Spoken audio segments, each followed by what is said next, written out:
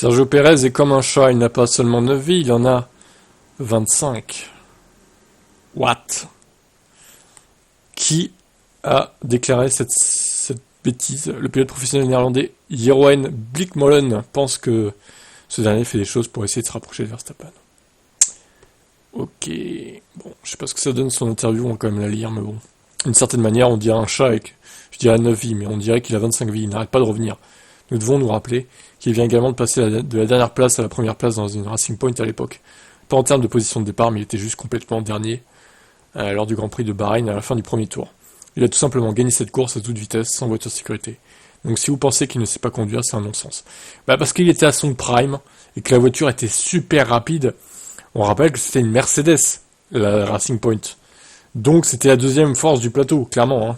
Faut pas se le cacher, sauf que ça se voyait pas trop avec Stroll. Mais il me semble que Stroll a été monté sur le podium à cette course-là en plus.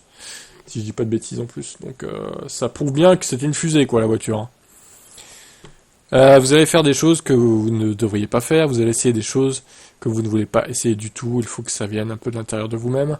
Et s'il vous manque 4 ou 5 dixièmes d'un coup, vous devenez fou en tant que pilote. Où vas-tu trouver cela? Peut-être qu'il a succombé mentalement à cette pression depuis un certain temps, et évidemment. Il aurait pu le mettre hors de la voiture plus longtemps, mais c'est un choix difficile parce que, quelle que soit la personne que vous mettez à côté de lui, ce sera facile pour personne. Pour lui, il mettrait Liam Lawson dans la voiture. Ce qu'il a montré jusqu'à présent en Formule 1 est fantastique, il a tout simplement été fort tous les week-ends. Et pour moi, ce qu'il a montré avant la Formule 1 en dit encore plus. Parce qu'il a montré dans toutes sortes de disciplines et de classes différentes qu'il était terriblement bon. Le DTM, la Super Formula, la Formule 2.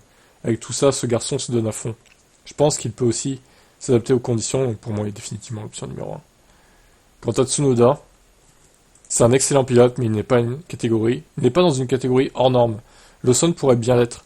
Quant à savoir si vous parvenez ensuite à tirer cela de chacun d'entre eux à la fin, surtout si vous finissez par conduire aux côtés de Verstappen, j'en sais rien. L'avenir le dira. Mais Tsunoda a effectivement l'expérience. Mais de l'expérience, on sait alors aussi immédiatement qu'il est bon. Mais pas un pilote hors catégorie. Ouais, je suis un peu d'accord avec ça. Il manque peut-être un tout petit peu de perfo à Tsunoda et peut-être de la constance aussi pour être un champion potentiel. Tsunoda, il sera jamais champion du monde, hein, même si tu le mets dans une Red Bull, même s'il n'y a plus Verstappen dedans, à mon avis, il sera pas champion du monde. Après, voilà. Bref, quant à Perez, c'est surtout qu'il ramène 30 millions à Red Bull, plus salaire gratuit payé par les sponsors. Ça aide à ce qui reste, hein, on va pas se mentir. Maintenant, oui, il y a aussi le fait que Carlos Slim est là derrière, a menacé Red Bull aussi d'un procès s'il lui retire son contrat, en plus de ça, donc bon. Apparemment, il sera toujours là en 2025, hein, Perez, d'après ce qu'on a vu précédemment dans les rumeurs. Maintenant, attention, s'il fait n'importe quoi dans les 3 dernières courses, peut-être qu'ils vont le virer, pour faute professionnelle ou un truc comme ça, mais bon. Je pense qu'ils attendent que ça, hein, mais malheureusement, c'est plus compliqué que ça ne devrait.